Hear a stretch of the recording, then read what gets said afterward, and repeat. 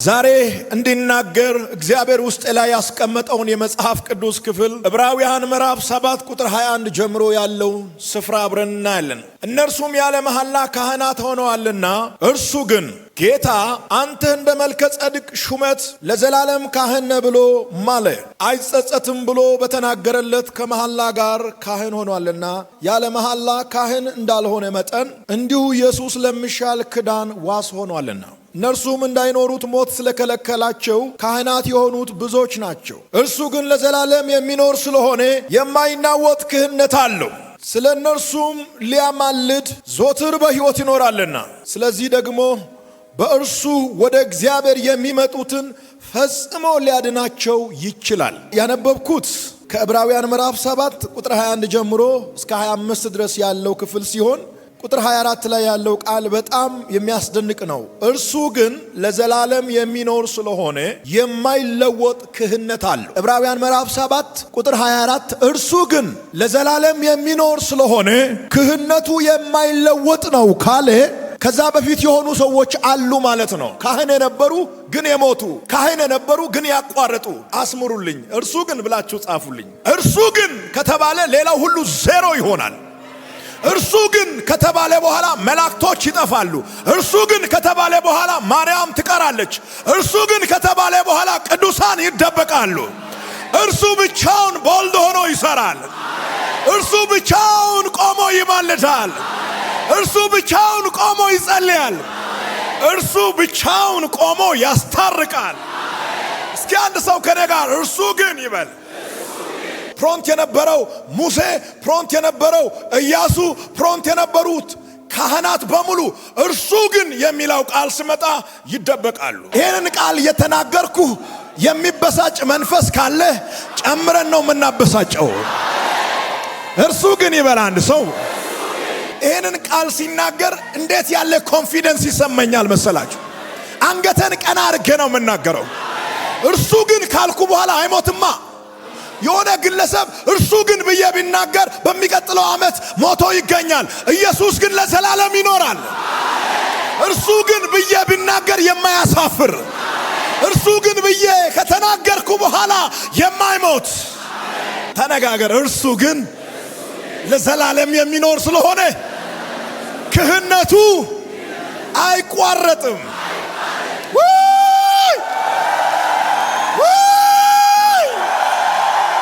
ይሄ ቃል ሲነገር መላእክቶች ቆሞ ያጨበጭባሉ፣ ያኮርፋሉ ብለን እንዳታስብ። እኔ እያለው የሚል መልአክ የለም። ኢየሱስ ከፊት ሲቆም የሚናደድ መልአክ የለም። የሚናደድ ሉሲፈር እንጂ። ቦታ የተሰጣቸው ታላላቅ ሰዎች በእጃቸው ኮርማ ይዞ ሲመጡ የሚታረድ ነገር በእጁ ሳይዝ ዘና ብሎ ወደ ቅድስተ ቅዱሳን የራሱን ደም ይዞ የገባ እርሱ ግን ሰይጣን ይስማ፣ እርሱ ግን ለዘላለም የሚኖር ስለሆነ ክህነቱ ለዘላለም ይኖራል። የማያቋርጥ የክርስቶስ ምልጃ ብላችሁ የስብከተን ርዕስ ጻፉና ያዙ። ምን የማይል የማያቋርጥ የክርስቶስ ምልጃ።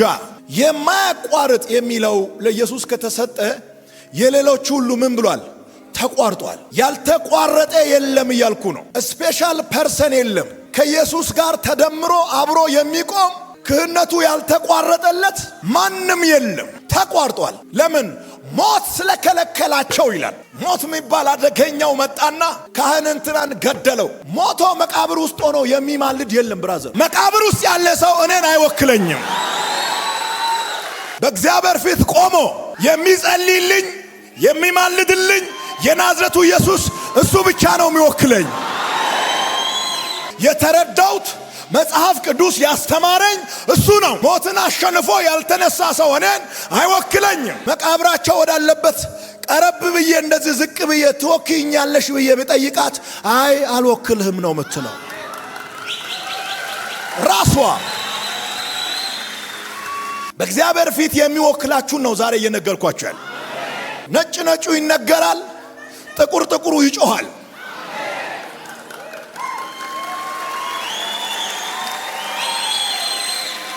እስከ ሞት ድረስ ሪስክ እንዳለ ነግሮናል። እያወቀን ነው የገባነው። እስከ አፍንጫ ገብቶናል። እስራት እንዳለ፣ ሞት እንዳለ፣ መገለል እንዳለ፣ መገፋት እንዳለ፣ ከማህበረሰብ መካከል ብቸኝነት እንደሚያጋጥም ኤቭሪቲንግ እዚህ ውስጥ እንዳለ ተነግሮኝ ሰምቼ አንብቤ ተመችቶኝ ነው የገባሁት። ለዚህ ለገባኝ እውነት እስከ ጫፍ እራመዳለሁ። ለገባኝ እውነት እስከ መጨረሻ ሮጣለሁ። እስኪ አንድ ሰው ጮኸ አሜን ይበልከኝ።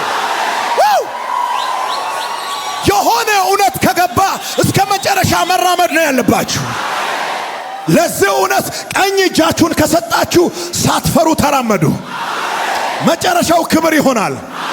ምናልባት መሃል አካባቢ መንገጫገጭ ሊያጋጥማችሁ ይችላል። ብቸኝነት ሊያጋጥማችሁ ይችላል። ለተወሰነ ጊዜ ወደ እስር ቤት ልትጣሉ ትችላላችሁ። ነገር ግን ላስት ሚኒት በመጨረሻዋ ደቂቃ ላይ እንደ ዮሴፍ ከእስር ቤት በክብር ትጠራላችሁ። ከተጣላችሁበት ትነሳላችሁ።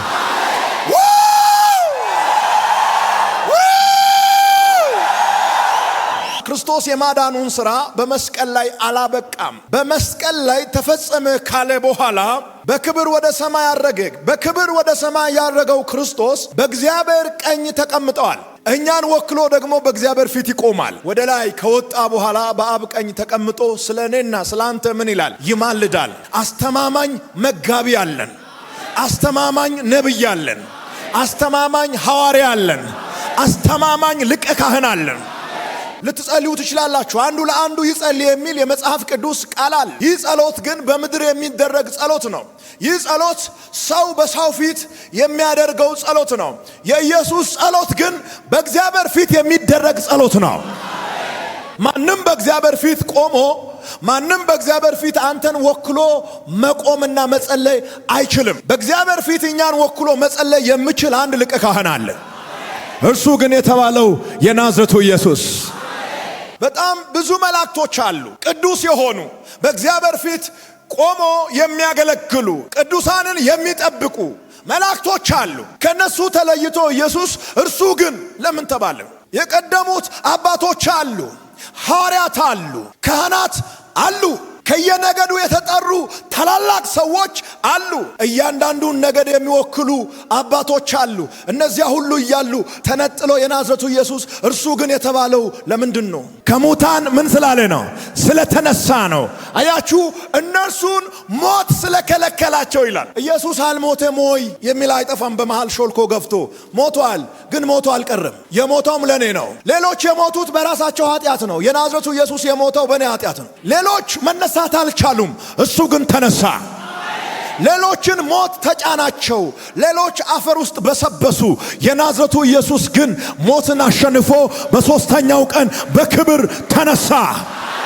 ድንጋዩ ተንከባለለ፣ መቃብር ባዶ ቀረ። ተሰርቋል ያሉትን ራሱን ገልጦ አዋረዳቸው። በማስታወሻችሁ ላይ የእርሱ ምልጃ ጊዜያዊ አይደለም ብላችሁ ጻፉ የምትችሉ ሰዎች። እንደዚህ አይነት መልእክት በሚነገርበት ጊዜ የሚነዝራቸው ሰዎች አሉ፣ የሚበሳጩ ሰዎችም አሉ። ለምን እንደሚበሳጩ ምንም የገባኝ ነገር የለም። አሁን በደረስኩበት ሁኔታ አንድ የገባኝ ነገር ግን አለ። ስላልገባቸው ነው ብዬ አመንኩ።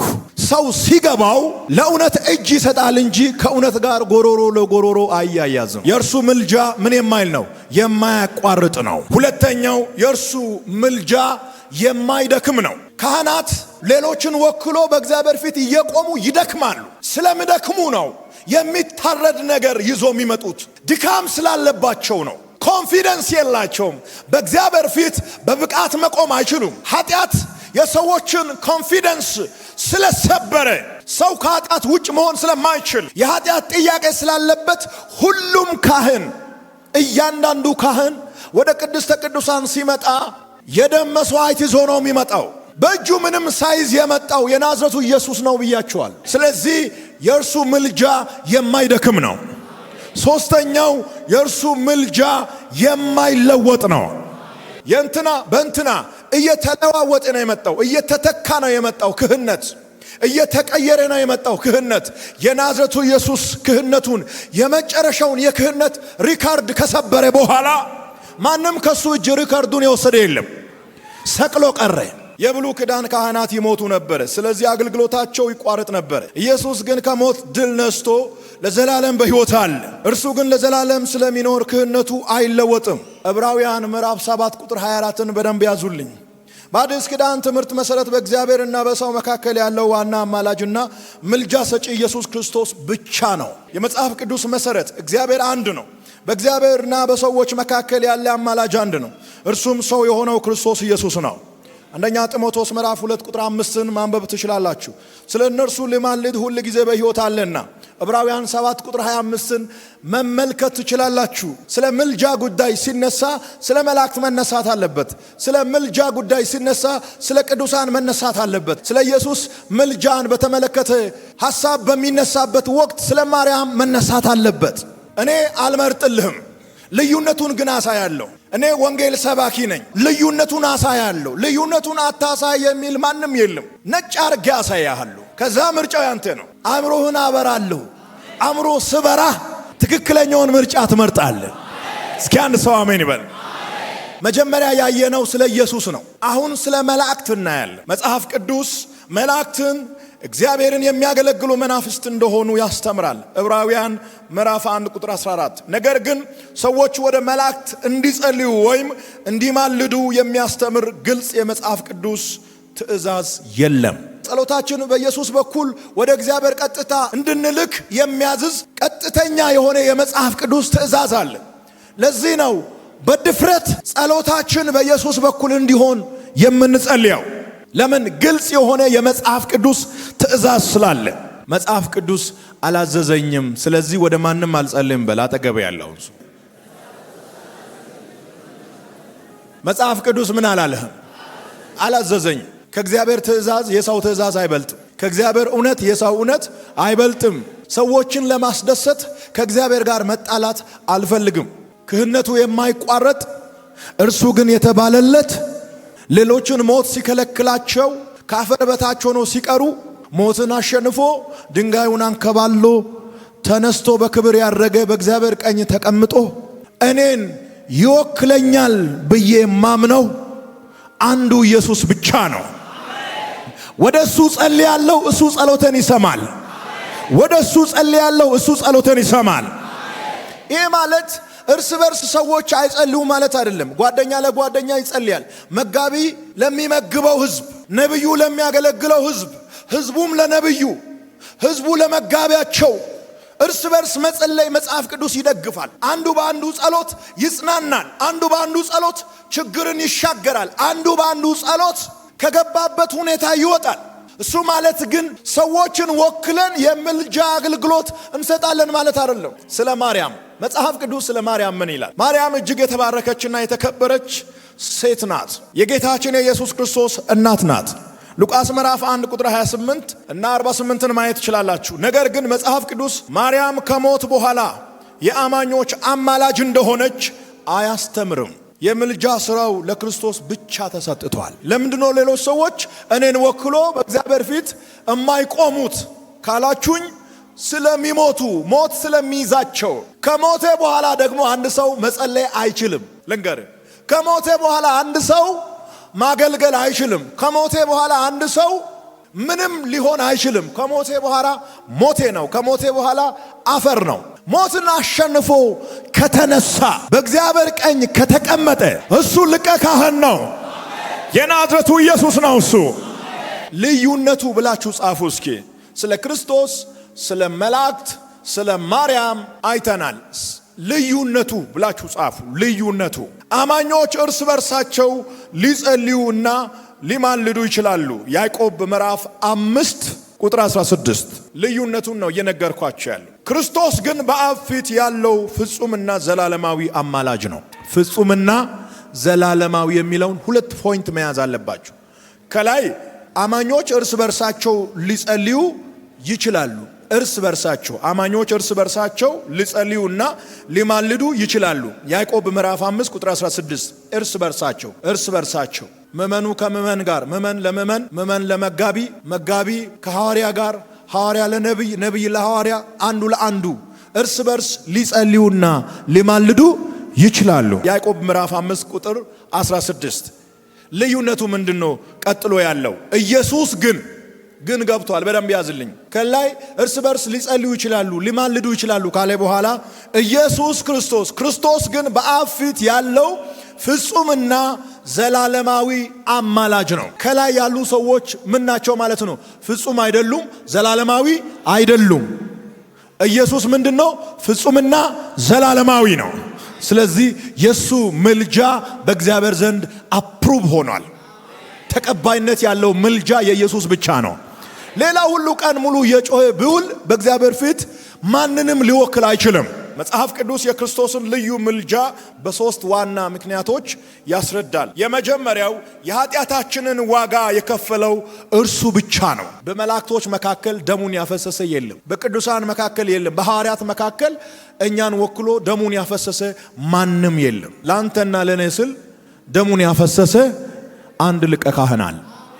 ስለዚህ የሱ ምልጃ ፍጹምና ዘላለማዊ ነው።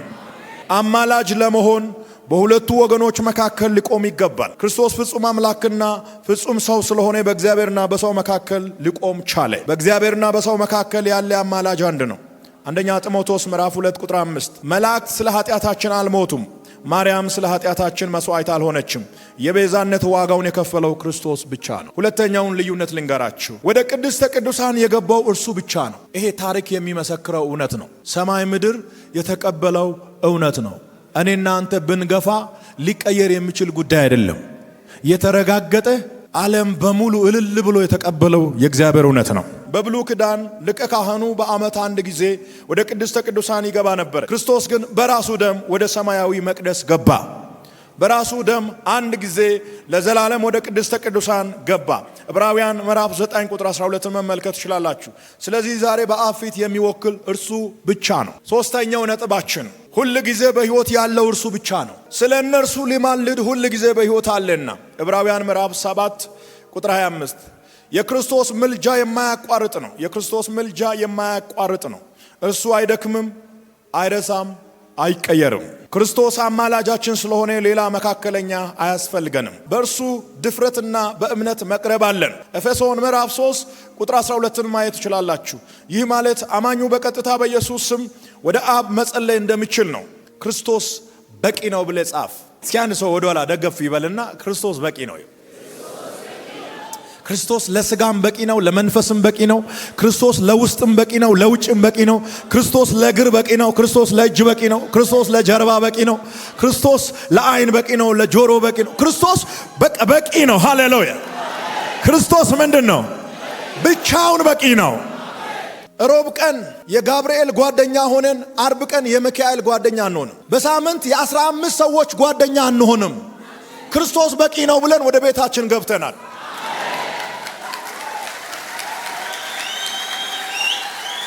አጠገብ ያለውን ሰው ነካ አርገውና ጓደኛ አታብዛ በልልኝ። ብዙ ጓደኛ አትፍጠር። ክርስቶስ ብቻውን በቂ ነው። ጓደኛ አታብዙ። ክርስቶስ ብቻውን በቂ ነው። ክርስቶስን ከወደድክ ነው መላእክቶችን የምትወደው። ክርስቶስን የሚያከብር መላእክቶችን ያከብራል። ክርስቶስን ሳትወድ ሚካኤልዬ ካልክ ጮለነ። ተግባባን? በሬ በቄራ እንደሚታረድ በፀሐይ ፊት የታረደልህን ደሙን ያፈሰሰልህን ኢየሱስዬ ሳትል ሚካኤልዬ ብትል ውሸታም ነህ እያልኩ ነው። ኢየሱስዬ ማለት ይቀድማል። ኢየሱስዬ ማለት ይቀድማል። አንድ ሰው ከኔ ጋር ኢየሱስዬ ይበል። ድገሙልኝ። የመጨረሻ ኢየሱስዬ ኢየሱስዬ።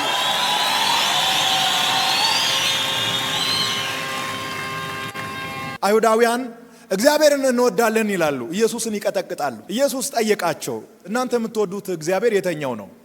እግዚአብሔርን ለመውደድ ብቸኛው መንገድ እኔ ነኝ። እኔን ያየ አብን አይቷል።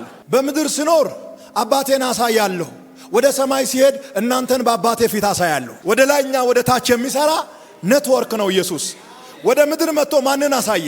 አብን አሳየ። እኔን ያየ አብን አይቷል አለ። እኔ እዚህ ምድር የሚኖረው የእግዚአብሔርን ባህሪ ለማሳየት ነው። የእግዚአብሔር ፍቅር ምን እንደሚመስል እግዚአብሔርን ለማወቅና ለመረዳት በመሰላል ወደ ሰማይ መውጣት አይጠበቅባችሁም። እኔ እግዚአብሔር ነኝ አላቸው። እኔን ያየ አብን አይቷል። እግዚአብሔር ሌላ ባህሪ የለውም። የኔ ባህሪ የእግዚአብሔር ባህሪ ነው። የአባቴን ባህሪ ይዤ ነው የመጣሁት። በምድር ስኖር እግዚአብሔርን የማሳይ ማስታወት ነኝ። ያንተና የኔን መልክ ለመረዳት እግዚአብሔር መውጣት መውረድ አይጠበቅበትም። ኢየሱስን ያያል፣ እኔ በሱ ላይ እታያለሁ። እኔና አንተ በሱ ፊት እንታያለን። እኔና አንተ በኢየሱስ ላይ እንታያለን። ክርስቶስ ራሱ ሲናገር ያለ እኔ ምንም ልታደርጉ አትችሉም። ያለ ኢየሱስ አንተ ሀብታም ብትሆን nothing ምንም ገንዘብ ቢኖርህ ዕውቀት ቢኖርህ በጣም ተጽዕኖ ፈጣሪ ብትሆን 80 ዓመት በኋላ አድራሻ የለህም። በኢየሱስ የሆነ ሰው ግን ሞትን አሸንፎ ከማዶ ይታያል። በምድር ሲኖር እግዚአብሔርን የሚያሳይ ወደ ሰማይ ሲሄድ ደግሞ እዩን የሚያሳይ በሰዎች ፊት ሲቆም እግዚአብሔርን የሚገልጥ በእግዚአብሔር ፊት ሲቆም ሰዎችን ለእግዚአብሔር የሚያሳይ ብቸኛው ሊቀ ካህን የናዝሬቱ ኢየሱስ ነው። ክርስቶስ ብቻ በቂ ነው ካለን በኋላ የመጀመሪያው ነጥባችን የሚያድን እርሱ ብቻ ነው ብለህ ጻፍ። ሁለተኛው ነጥባችን የሚያስታርቅ እሱ ብቻ ነው። ሶስተኛው ነጥባችን የሚወክል እርሱ ብቻ ነው። አራተኛው ነጥባችን የሚማልድ እርሱ ብቻ ነው።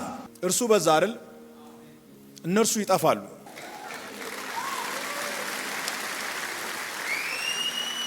የመጨረሻው ዳግመኛ የሚመጣውም እርሱ ነው። እነርሱ አይመጡም፣ እርሱ ነው የሚመጣው። በጣም ብዙ እንግዳ እንደሚመጣ የምታስቡ ሰዎች፣ እንደዛ አይነት ትምህርት የሰማችሁ ሰዎች ትንሽ ነቃ ላርጋችሁ።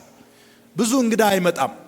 አንድ እንግዳ ነው ያለን፣ ስሙ ኢየሱስ ክርስቶስ ይባላል። ሌሎች እንግዶች አይደሉም፣ አጃቢዎች ናቸው። የጸጋ ዘመን ካበቃ በኋላ እታረማለሁ አይሰራም። እየተጸጸትክ ትኖራለህ። አሁን ያለውን ስህተት፣ አሁን ያለውን ኃጢአት፣ ያጠፋው ነገር በሙሉ ማረም ትችላለህ።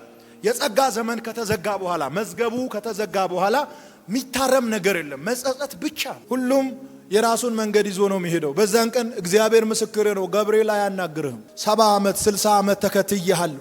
በመኪናዬ ጀርባ የገብርኤል ስጦታ ብዬ ጽፌያለሁ። ከተማ ላይ ማስታወቂያ ሰርቻለሁ። ምነው ጨከንክብኝ? ጆሮ